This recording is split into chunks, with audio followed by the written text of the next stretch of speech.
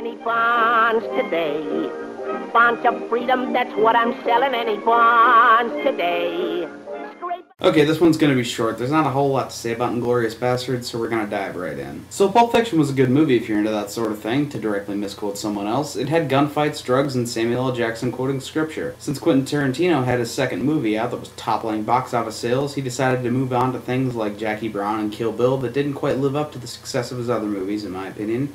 Granted, Kill Bill came close, but ultimately fell short of the bar, which is why I'm glad to say that Tarantino has struck gold again with his unimaginably hyped up and completely misspelled Inglourious Basterds. Like I said at the beginning, there's not a whole lot to be said about this movie without spoiling all the best parts, and I'd rather everyone else leave as awestricken as I was, so I'm gonna try not to spoil anything. Something that was pointed out to me during the movie, there's not a lot of music in this movie. Music is almost the last thing I notice about a movie, so the fact that there was hardly a soundtrack didn't strike me as odd until someone pointed it out. It's a brave thing to do. Instead of using a lot of suspenseful pieces, Tarantino shows us that it's much tenser when you have nothing to distract your subconscious and instead fill the gaps with his trademarked lengthy dialogue. He also does a good job of keeping what little soundtrack there is to date with the time period of the 1940s. I will say there isn't as much violence as I thought there would be in this movie. I mean, it's there and it's on full display, especially at the ending sequence when he throws historical accuracy out the window, but the trailer made it seem more like a Crank 2-esque bloodfest circa 1944.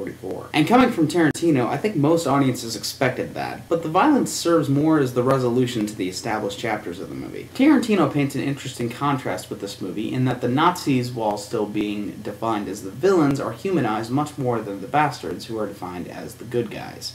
With the exception, of course, of Colonel Landa, the film's main antagonist. This has nothing to do with the overall quality of the movie, it's just something interesting to point out. Like I said, there's not a lot to say about this movie without spoiling it, except that Samuel L. Jackson makes a cameo doing narration a few times. Otherwise, I highly recommend this to anyone who previously was interested in this movie. Tarantino has been around for years now, so I doubt I'm going to sell anybody on his movies at this point. You either love him or you hate him, but Inglourious Basterds is a good movie either way.